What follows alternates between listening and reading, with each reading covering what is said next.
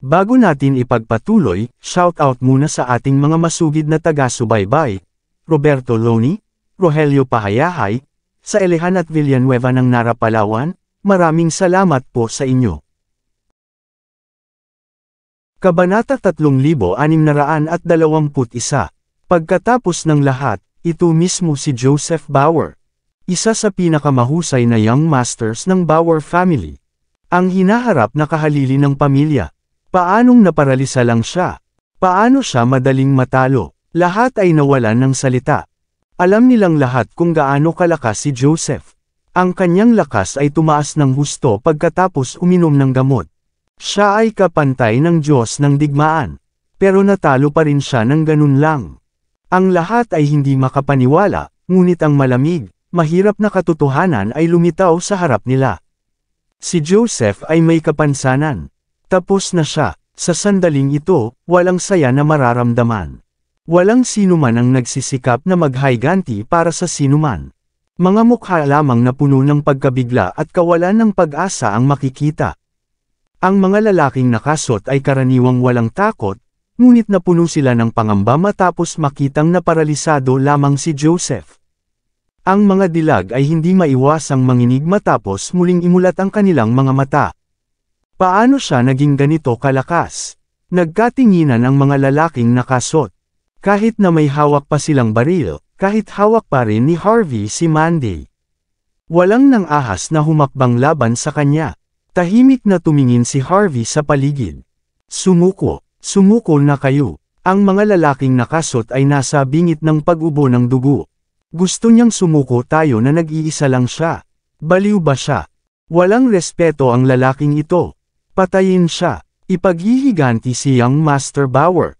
Hindi napigilan ng ilang nakasuit na tumayo. Papatayin tayo ni Young Master Bauer kung buhay pa siya. Bukod dyan, ngayon lang niya tayo pinakitunguhan ng maayos.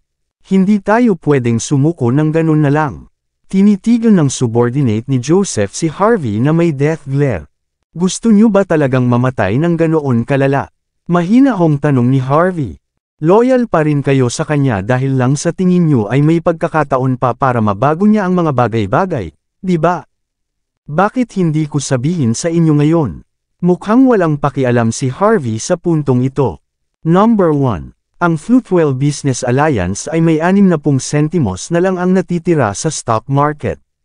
Nangangahulugan ito na ang alyansa ay mapipilitang mag-withdraw mula sa merkado dahil sa pagkabangkarote.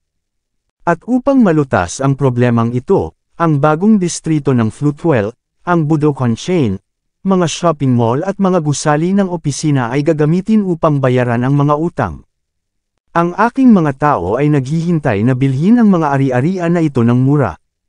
Number 2. Si Jeff Bauer mismo ay kakampi ko. Nangangahulugan ito na walang tatayo para kay Joseph pagkatapos niyang mahulog. Kung hindi, sisimulan siyang bugbugin ng mga tao sa sandaling mahulog siya. Number 3. Si Joseph ay magiging may kapansanan sa natitirang bahagi ng kanyang buhay. Hindi na niya kayang tumayo sa natitirang bahagi ng kanyang buhay. Sa mga sitwasyong ito, nagpaplano pa rin ba kayong ipaglaban ang isang lalaking walang hinaharap sa puntong ito? Ang mahinahong mga salita ni Harvey ay sapat na upang tumama sa puso ng mga lalaki. Tuluyan nang nabaluktot ang mga ekspresyon nila matapos marinig ang mga salitang iyon. Hindi nagtagal, nahulog ang kanilang mga sandata sa lupa. Si Joseph, na patuloy na nanginginig sa lupa, ay itinaas ang kanyang ulo na may malungkot na tingin. Harvey York, damn you, talagang lumampas ka sa linya. Hamalakhak si Harvey, mas marami akong magagawa. Papunta na si Jeff, nag-iisa ka na lang, Young Master Bauer. Vroom. Habang pinaalis ni Harvey York si Mandy Zimmer palayo, 10 G-Wagon ang galit na bumangga sa bakod sa villa. Agad na kumalat ang layuning pumatay. Kaagad, 12-dosenang nakasuot na lalaki ang tumalon palabas ng sasakyan. Lahat sila ay nagtaas ng ulo na puno ng liwanag ang kanilang mga mata. Malinaw na sila ay mga eksperto. Agad na pinalibutan ng mga eksperto sina Harvey at Mandy. Hindi man lang nakatunog ang mga lalaking nakasuot nang makita nila ang mga eksperto. Maging si Joseph Bauer ay natigilan habang kumikibot pa rin siya sa lupa. Tapos, malungkot siyang ngumiti sa harap ni Harvey, parang nanalo na siya. Pinanliitan ni Harvey ang kanyang mga mata sa mga eksperto sa kanyang harapan. Ngunit bago pa man siya makapagsalita, isang dosenang o higit pang mga armadong helicopter ang nakikita sa kalangitan. Huminto ang helicopter sa gitna ng hangin. Lumitaw ang mabibigat na armas at modernong mga baril, pagkabukas ng pinto ng cabin. Napuno ng hangin ang layuning pagpatay. Isang kislap ng takot ang makikita sa mga mata ni Joseph. Ngunit kahit na sa puntong ito, si Harvey ay kalmado pa rin gaya ng dati. Ayon sa deal, si Jeff Bauer ang dapat na magpakita. Kung tutusin, mas angkop para sa isang mula sa pamilya Bauer na tapusin si Joseph. Vroom! Ang maliwanag na pulang G500 ay nagpark mula sa malayo. 4 na lalaking nakasuot ang lumabas na may kasamang kalbong lalaki pagkabukas ng pinto ng kotse. Ang kalbo na lalaki ay mukhang nasa 30s. 5.6 na talampakan lang ang taas niya, ngunit isang hangin ng hindi masabi na pangingibabaw ang maramdaman mula sa kanya kahit naglalakad lang siya. Kasabay nito, siya ay mukhang maluho, na may dalang mahabang espada na pinalamutian ng mga hiyas. Walang humpay na nanginginig ang katawan ni Joseph habang siya ay paralisado pa rin sa lupa. Luca Bauer, ano nangyari dito, young Master Bauer? Mabilis na naglakad pa harap si Luca bago sinulyapan sina Harvey at Joseph. Nakatanggap ako ng mga ulat na nagsasabing may nakikipagdigmo dito. Hindi mo ba naiintindihan na hindi ka pinapayagang gumamit ng mga baril ayon sa gusto mo sa Floatwell? Kung ang mga tao ay nagsimulang magchismis tungkol dito, paano mo planong tanggapin ang responsibilidad? Matapos tumingin sa paligid at makita ang isang pilay na nakasot sa lupa, kasama sina Joseph, Ruby Murray, at ang iba pa, ang mukha ni Luca ay agad na naging malungkot. Kailangan mo akong tulungan, Butler Bauer. Pumunta dito ang lalaking ito para bantaan at pilayin ako at ang mga pinagkakatiwalaang subordinate ko, at salakayin ang stock market ko at pagnakawan ang mga ari-arian ko. Dapat bigyan mo ako ng hustisya, sigaw ni Joseph. Nagdala pa siya ng helicopter para lang salakayin ako. Hindi ako maaaring takutin ng mga tagalabas. Ako ay mula sa pamilya Bauer. Kailangan mo akong tulungan, Butler Bauer. Bigyan mo ako ng hustisya. E-save ang Floatwell. Kahit na naparalisa, ang dila ni Joseph ay kasing talas pa rin ng dati. Siya ay sumigaw tungkol sa mga krimen ni Harvey, na para bang nakahanap siya ng pagkakataon na ibalik ang mga bagay-bagay. Sa ari-arian ni Joseph, naparalisa si young Master Bauer. Laking gulat ng mga miyembro ng pamilya Bauer. Sa karaniwan, si Joseph ang sasamantalahin ang karamihan. Kailan pa siya naging biktima? Ano? How dare you threaten our young master? Dapat mong malaman na si young Master Bauer ay malamang na maging bagong kahalili ng pamilya. Hinamon mo ang dignidad ng pamilya sa pamamagitan ng pagpapahiya kay young Master Bauer. Si Luca Bauer ay nagsuot ng nakakatakot na ekspresyon habang iginuhit niya ang kanyang mahabang espada at itinutok ito sa ulo ni Harvey York. Sumuko ka na, o huwag mo akong sisihin sa mga susunod na mangyayari. Si Luca ay hindi pag-aari ni Joseph Bauer, at hindi rin siya pumanig kay Jeff Bauer. Sa halip, kabilang siya sa pinakamatalinong young master ng pamilya, si Harold Bauer mismo. Hindi alam ni Harold kung totoo ang alyansa ni Harvey kay Jeff. Ngunit para sa kanyang kapakanan, hindi niya kayang tumabi at panoorin si Jeff na tinatapakan si Joseph. Hanggat hindi namamatay si Joseph, mananatiling tahimik ang pamilya Bauer. Ngunit kung mamatay si Joseph, kakailangan ning labanan ni Harold si Jeff. Dahil hindi pa siya handa, nagpasya siyang lumabas sa palabas na ito. Alam ito ni Joseph. Sa sandaling makita niyang lumitaw si Luca, alam niyang may pagkakataon pa siyang makabalik. Kaya naman agad niyang inilipat ang lahat ng sisi kay Harvey. Naniniwala siya na kung makikipagtulungan siya kay Luca, kahit na buhay pa si Harvey, masasaktan siya. Dahil alam na alam ni Luca kung ano ang gusto ni Harold, napaka-cooperative niya kay Joseph. Hindi mo ba narinig ang sinabi ko? Kikilos ako kung hindi ka susuko ngayon. Ni hindi mo nga kilala kung sino ako, di ba? Ako ang tagapag-alaga ng pamilya Bauer. Ako mismo ay kay Lola Bauer. Sa Floatwell, kami ang batas. Kami ang judges. Kung hindi mo susundin ang aming mga utos, walang maglalakas loob na tumawag sa amin kahit na kumilos kami bago gumawa ng isang ulat. Seryoso ang ekspresyon ng mukha ni Luca. Narinig mo ba ako? Agad namang naglabas ng mahabang espada ang mga nasasakupan niya at itinutok kay Harvey matapos makita ang mga galaw nito. Ang isang away ay sisiklab anumang oras. Sinamaan ng tingin ni Harvey si Luca. Butler Bauer, tama ba? Sa palagay mo ba ay makakagawa ka ng mga conclusion nang hindi mo na sinisiyasat ang sitwasyon? Mag-isa lang ako dito. Nasaktan ang asawa ko sa tabi ko. May 12 ng tao si Joseph na kasama niya. Pero sinasabi mo na tinatakot ko siya. Anong biro? Sa tingin mo kaya ko silang palibutan mag-isa? Kumuha ng mas magandang dahilan kung plano mong e-frame ako. Mukhang tanga ka kung mag-iisip ka ng isang pilay na dahilan. Ang mga lalaking nakasot ay ganap na hindi nakapagsalita pagkatapos marinig ang mga salita ni Harvey. Hinihiling niya sa lahat na sumuko ng maaga. Mayroong halos 100 tao doon. Gayunpaman, nagsalita siya ng dahilan kay Luca sa sandaling iyon. Agad na nagdilim ang mukha ni Luca matapos marinig ang sinabi ni Harvey. Alam niya na ito ay isang napakakamangmanga na pag-aangkin. Pagkatapos ng lahat, nagtatrabaho siya sa ngalan ni Harold. Masama kung siya ay masyadong mayabang at hindi makatwiran. Walang iniisip, malamig na napabulala si Luca, gusto mo ba ng patunay? Si Young Master Bauer ay nakahiga sa lupa na paralisado ngayon. Matibay na ebidensya yan. Ako ang sinisiraan dito. May inosenteng ekspresyon sa mukha si Harvey York. Dumaan lang kami ng asawa ko dito. Kahit na, nakita ko si Joseph Bauer na pinainit si Ruby Murray nang pumunta kami dito. Sa tingin ko ay lumalaban din si Ruby. Nagsisigawan din sila sa buong lugar. Ito ay isang magandang laban. Yung iba, pinigilan sila pagkatapos noon bago pa maging ganito. Ito ang katotohanan. Hindi mahalaga kung maniwala ka sa akin o hindi. Kung wala na, aalis na ako. Nawala ng malay ang misis ko nang makakita ng ganitong madugong eksena. Kailangan ko siyang dalhin sa ospital.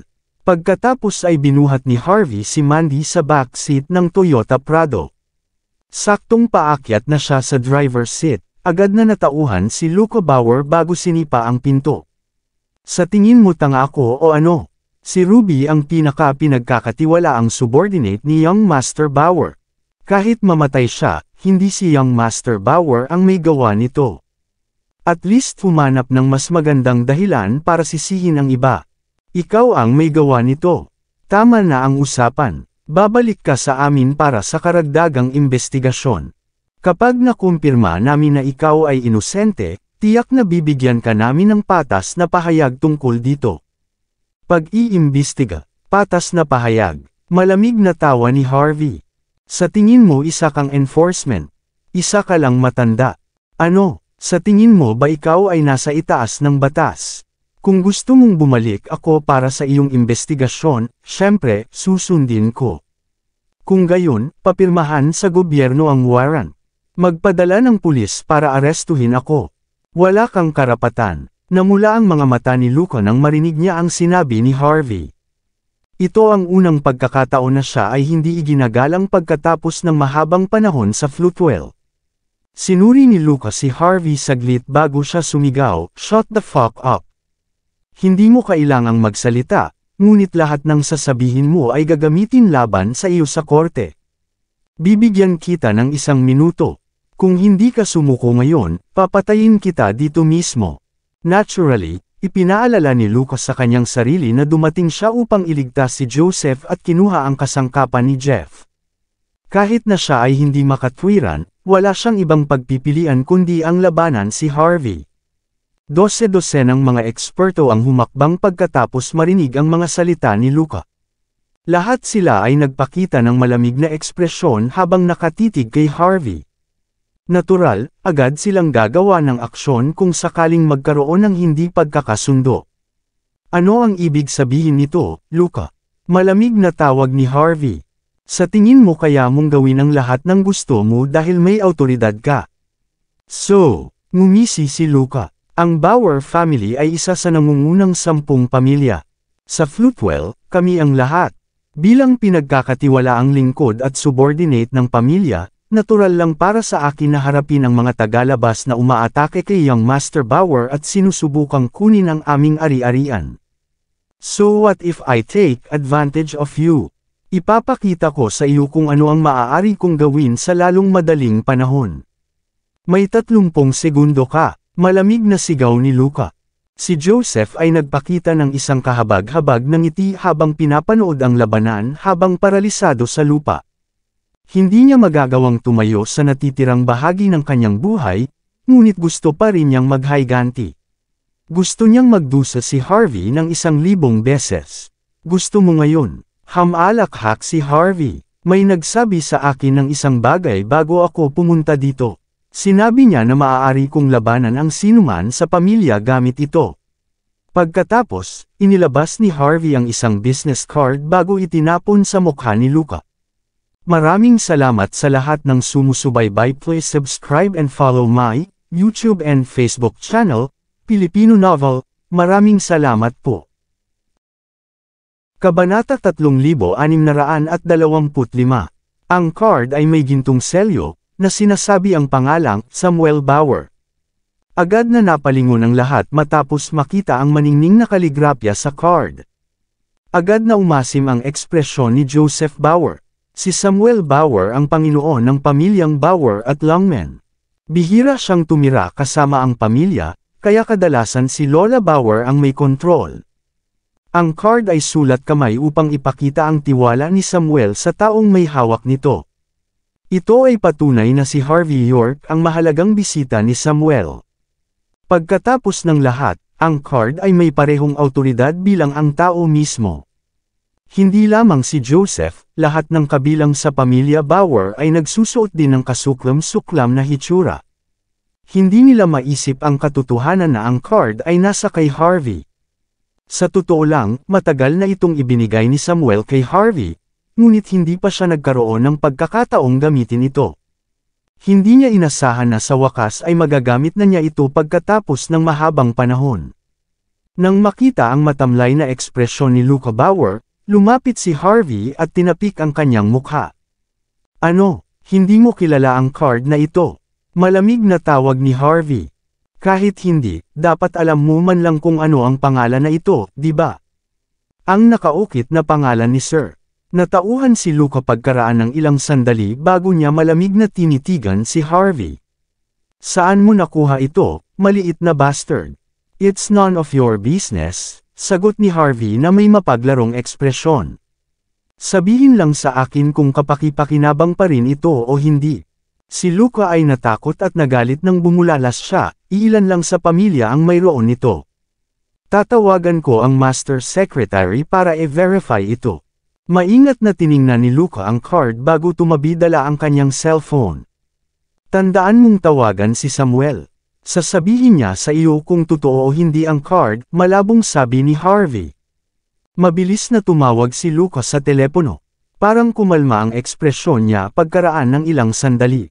Malamig na tumawa si Joseph matapos makita ang hitsura sa mukha ni Luca. Bilang miyembro ng pamilya, naiintindihan niya ng husto ang lalaki. Ang kanyang ekspresyon lamang ay sapat na upang sabihin kay Harvey na hindi ito makakalabas ng buhay sa sitwasyon. Habang mukhang curious si Harvey, agad namang ibinaba ni Luca ang tawag at naglakad papunta kay Harvey with an icy expression. Pagkatapos, agad niyang hinugot ang kanyang mahabang espada at itinutok ito sa lalamunan ni Harvey. Mamamatay ka sa pamemeke ng card ni Master. Agad na itinutok ni Luca ang kanyang mahabang espada, handa nang gumawa ng butas sa katawan ni Harvey. Biglang tumawa si Joseph. Titingnan natin kung makakaligtas ka dito, bastard. Mukhang ready na si Harvey. Inabot niya at hinawakan ang dulo ng kanyang espada bago ito bahagyang pinahid.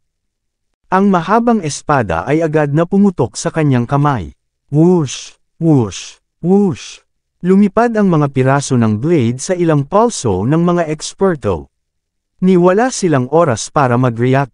Agad na bumagsak ang kanilang mga tuhod sa lupa habang tinatakpan ang kanilang mga palso.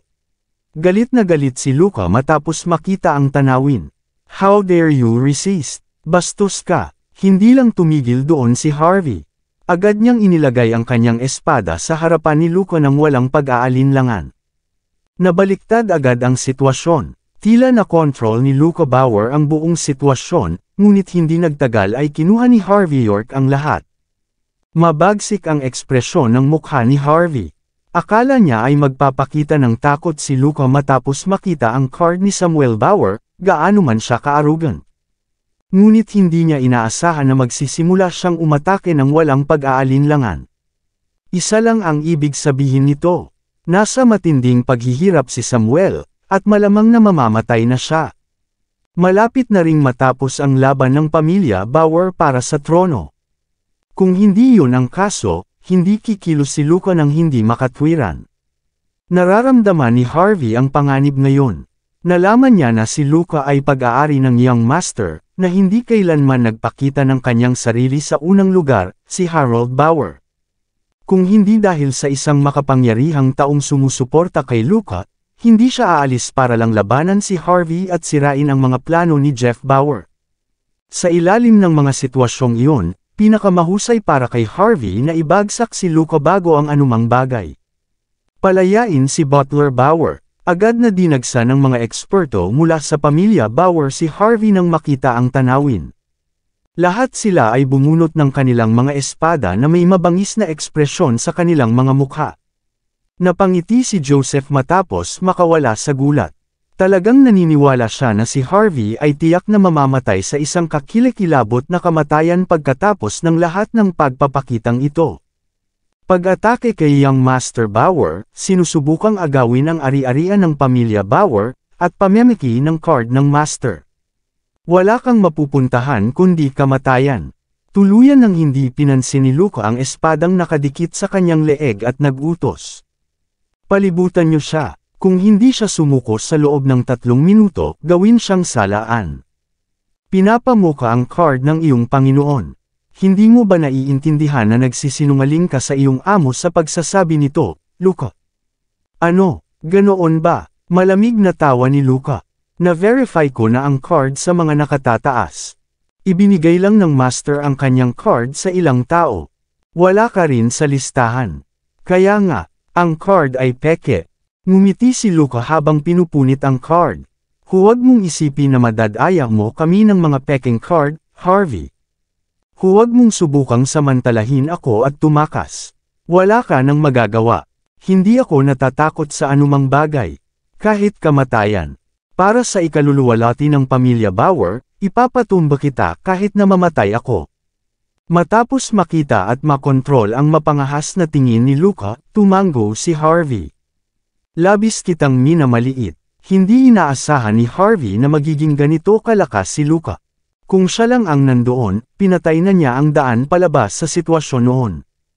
Ngunit wala siyang magagawa kundi ang magpigil habang nakahiga si Mandy Zimmer na walang malay sa likod ng sasakyan. Walang iniisip na tumawag si Harvey. Lalong natuwa si Luca matapos niyang makita ang ginawa ni Harvey. Wala nang silbi, Harvey. Sigaw niya bago tumawa ng malakas. Walang kwentang tawagan si Jeff dito. Wala siyang magagawa maliban kung pupunta siya ngayon. Mahuhuli lang siya. Maaaring sumuko ka at aminin ang iyong mga krimen. O mamamatay ka kasama ko. O, tama, mamatay din ang babae mo kasama mo. Ito ay isang win-win na sitwasyon sa aking mga libro. Isang malamig na tingin ang lumitaw sa mga mata ni Harvey York matapos marinig ang mga salita ni Luca Bauer. Pinandilatan niya ng masama si Luca at sinabing, "Anong sinasabi mo? Hindi talaga kita marinig." Uulitin ko, malamig na tawa ni Luca. "Kung may mangyari man sa akin, hindi lang ikaw ang mamamatay, ang iyong asawa, mga kaibigan at pamilya ay kailangang sumama sa iyo. Huhukayin din ang mga libingan ng iyong mga ninuno. Sisiguraduhin naming masusunog silang lahat. Ano, galit ka ba? Tapos, suntukin mo ako. Halika." Patuloy na nilalapit ni Luca kay Harvey na may pagmamalaki ang mukha. Sampal. Itinapat ni Harvey ang kanyang palad sa mukha ni Luca nang hindi nag-aksaya ng isang segundo. Natigilan si Luca. Ito ay para sa iyo na hindi gumagalang sa iyong amo. Sampal. Ito ay para sa iyo na sumusuway sa batas. Sampal. Ito ay para sa iyo na mayabang na tanga. Hindi mo man lang kilala kung sino ako, pero nandito ka na nagtatanggol sa iba. Ano, sa tingin mo ba ay kahanga-hanga ka? Akala mo ba hindi kita sasampalin? Patuloy na winawagayway ni Harvey ang kanyang mga palad sa mukha ni Luca, lubos na kahanga-hanga. Nang magkamalay siya, namamaga na ang mukha niya na parang baboy. Masyadong desperado si Luca sa puntong ito. How dare you hit me, bastard? Makinig kayo sa utos ko. Itutok niyo ang inyong espada sa bastos na ito. Patayin niyo siya ngayon din. Hindi mahalaga kung mabubuhay ako o mamamatay. Natural, ang ulo ni Luca ay ganap na nasubsob sa galit. Mahigpit na hinawakan ng mga nasasakupan ang kanilang mga sandata habang nagpapakita ng kaunting pagdududa. Waiter, nagdilim ang mukha ni Luca sa isang iglap. Gawin mo, walang mapaparusahan sa mga tuntunin ng pamilya. Walang choice ang mga nasasakupan kundi itaas ang kanilang mga armas. Naglabas din ng mabibigat na armas ang helicopter sa himpapawid. Malungkot na ngiti ang ipinakita ni Luca habang nakatingin kay Harvey. Mayroon kang eksaktong 1 minuto, Harvey. Kung hindi ka susuko, sabay tayong mamamatay. Sampal. Kalmadong sinampal muli ni Harvey si Luca sa mukha. Gusto mo bang mamatay kasama ko? Sino ka sa tingin mo? Ikaw. Umaalingaw-ngaw ang mga makina mula sa labas bago ang 100 Range Rover ay sumugod. Nakasabit ang mabibigat na baril sa sasakyan. Sa ngayon, ang firepower ng mga sasakyan ay hindi mas malala kaysa kay Luca. Nang bahagyang binago ni Luca ang kanyang ekspresyon, narinig ang boses ng isang babae. Ako si Arya Johnson ng Longmen Warband. Ako mismo ay kay Young Master Bauer. Sinabi niya sa amin na totoo ang card ni Harvey. Walang sino man ang pinapayagan na hindi gumalang sa kanya. Alam ng pamilya ang lahat tungkol kay Joseph.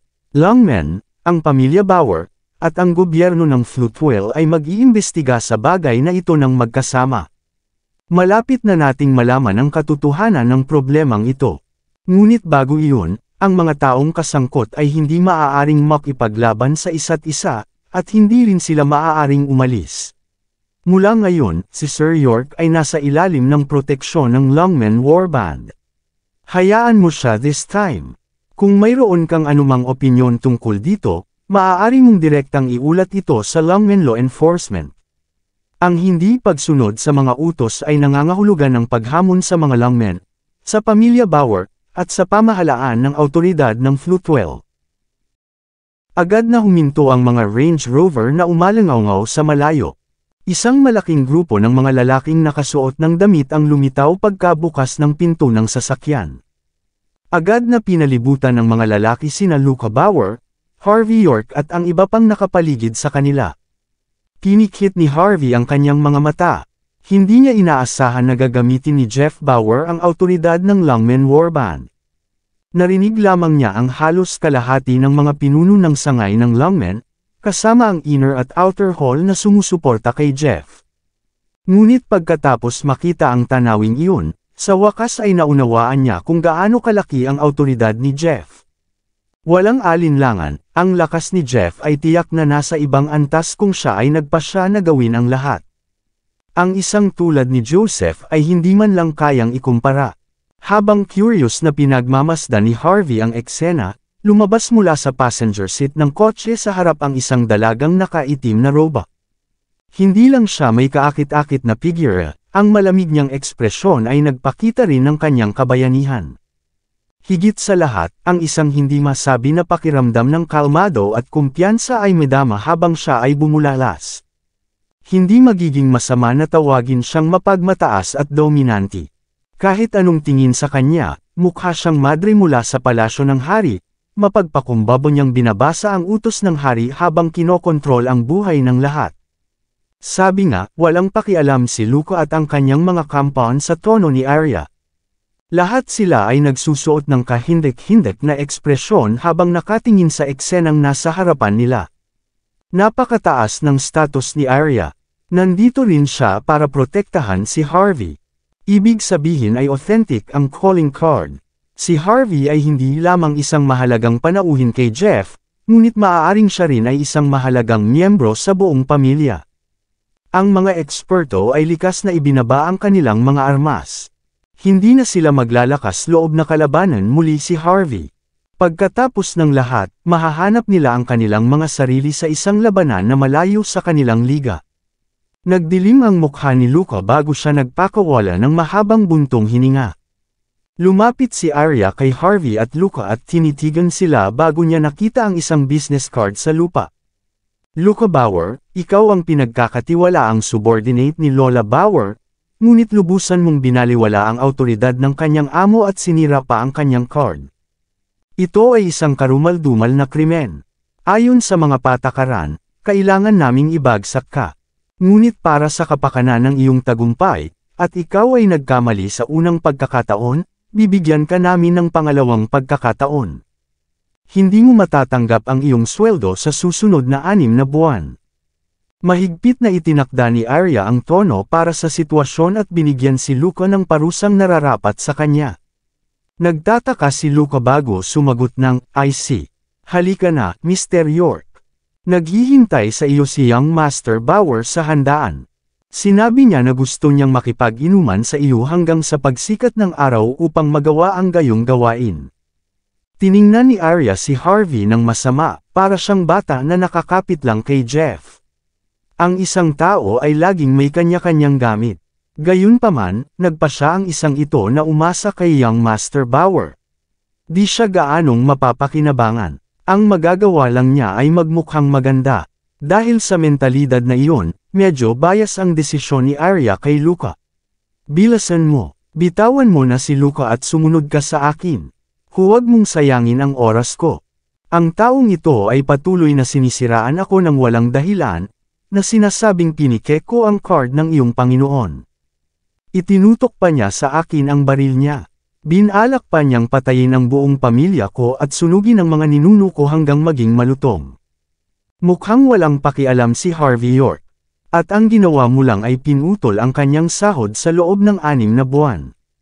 Bilang subordinate ni Jeff Bauer, hindi mo man lang ba ako papansinin? Kaya mo bang matulog sa gabi ng ganito? Agad na nagdilim ang mukha ni Arya matapos marinig ang pagdududa ni Harvey. Hamalakhak si Luka. Sino ka sa tingin mo, bakla? Hindi namin kailangan na turuan mo kami kung paano gumawa ng isang bagay. Sa tingin mo ba kaya mo akong ibaba dahil lang sa nasa tabi mo ang panganay na Young Master Bauer? May sasabihin ako sa iyo. Ako rin ay kabilang sa pamilya Bauer. Magkapareho kami ng dugo, kahit na kamag-anak lang ako. Isang nakakaawang ngiti ang ipinakita ni Luka. Sapat na para sa iyo na hindi ako mapapasweldo. Ang mababang buhay na tulad mo ay walang karapatang banggitin sa harap ko. Papayagan kita para kay Arya. Pero hahanap ako ng isa pang pagkakataon para harapin ka. Hindi lang kita papatayin, kundi isasama ko rin ang asawa at pamilya mo. Tama, hindi ko pa siguro papatayin ang asawa mo. Kung tutuusin, napakaganda niya. Sisiguraduhin kong mag-e-enjoy muna bago mangyari iyon. Talagang matitikman niya. Malinaw, alam ni Luka na walang paraan para harapin niya si Harvey noon. Pero gusto pa rin niyang kausapin ng husto si Harvey para lang magbulalas. Tutal natatakpan ng palad ang mukha niya matapos walang tigil na sinampal. Tama na, itigil mo na ang pagpapahiya sa sarili mo. Anong silbi nito? Lalo lang tayong pagtatawanan ng mga tagalabas. Si Arya ay nagpakita ng isang masamang tingin upang maiwasan ang pag-atake ni Luka. Pagkatapos, sinulyapan niya si Harvey at sinabing, tama na, Sir York. Pakawalan mo na siya, wala akong masyadong pasensya. Sa tingin mo sapat na ito, ngunit hindi, mahinahong sagot ni Harvey. Hinihingi ko ang isang patas na pahayag tungkol dito. Patas na pahayag. Ngumuso si Arya bago naging malungkot ang kanyang magandang mukha. 6 na buwan ko nang binawasan ang sahod niya. Ano pa ang gusto mo? At saka, maliit ka lang na nagtatrabaho para kay Young Master Bauer. Sino ka sa tingin mo? Humihingi ka ng patas na pahayag. May sasabihin ako sa'yo. Wala akong pakialam kung samantalahin mo ang lahat sa Floatwell gamit ang awtoridad ni Young Master Bauer. Hindi ko rin babanggitin kung paano mo ginamit ang kanyang kapangyarihan para pabagsakin si Joseph. Pero huwag mong kalimutan, sugo ka pa rin niya. Maaari kang bumaril sa sinuman, ngunit mas mabuting manatili ka sa harap ng Master. Ito ang aking mga alituntunin, mga tuntunin ni Young Master Bauer, mga tuntunin ng Floatwell. Isang masamang tingin ang ibinigay ni Arya. Huwag mong isiping kahanga-hanga ka dahil lang sa na-spoiled ka. Naririnig mo ba ako? Ako ang pinagkakatiwalaan na katulong ni Jeff. Tumawa lang si Harvey. Sino nagsabi sa'yo niyan? Siya. Ikaw ba talaga ang pinagkakatiwalaang subordinate niya? Hindi ba niya sinabi sa iyo na hindi ako yuyuko kahit kanino? Gusto ng taong ito na mamatay ang pamilya ko, at gusto mong palayain ko na lang siya. Dalhin mo dito si Jeff. Tingnan ko kung may magagawa ba siya tungkol dito. Itinaas ni Harvey ang likod ng palad niya pasulong. Sampal. Agad na pinalipad si Luca. Matapos umikot ng ilang beses sa ere ay nauntog ang katawan niya sa pader. Tumalsik ang dugo mula sa kanyang bibig. Pinilit niyang bumangon na may masakit na mukha, malapit nang sisigawan si Harvey. Kabanata 3630. Hindi man lang siya binigyan ni Harvey York ng pagkakataong magsalita. Inihagis niya ang talam sa kanyang kamay diretsyo sa lalamunan ni Luca Bauer. Paf! Tumalsik ang dugo mula kay Luca, may matunog na boses ang patuloy na tumutunog sa sandaling iyon. Malinaw na nasa bingit ng kamatayan si Luca. Matapos makita ang nangyari, si Joseph Bauer, na nanginginig sa lupa matapos maparalisa, ay labis na nagulat. Hindi siya makapaniwala sa nakikitang nasa harapan niya. Hindi niya inaasahan na mangibabaw ng ganito si Harvey. Ang pilay na si Joseph ay wala. Ngunit kinuha pa niya ang buhay ni Lucas sa harap mismo ni Arya nang hindi nagpapakita ng paggalang kay Jeff Bauer. Alam ng lahat na kahit ang Diyos ay hindi makapagliligtas sa buhay ni Lucas sa pagkakataong ito. Sa sandaling ito, ang tanging natitira sa kanyang mukha ay puot, galit, at hindi paniniwala. Naisip niya na ang pagdating ni Arya ay magbibigay sa kanya ng daan palabas sa kabila ng katotohanang makakatakas si Harvey nang hindi nasaktan. Sa ganoong paraan, maihanda man lang niya ang kanyang sarili bago muling haharapin si Harvey. Pero hindi niya akalain na kukunin lang ni Harvey ang buhay niya matapos siyang sampalin. Gusto ko lang paglaruan ang asawa mo at patayin ang pamilya mo, at ito ang ginagawa mo sa akin. Ako ay kabilang sa pamilya Bauer. Royalty ang dugo ko. How dare a outsider like you kill me? At sa harap ni Arya sa lahat ng tao. Gaano ka kayabang? Napuno ng kawalang paniwala si Luca. Matapos magpumiglas ng ilang segundo, tumagilid ang ulo niya na may malungkot na ekspresyon.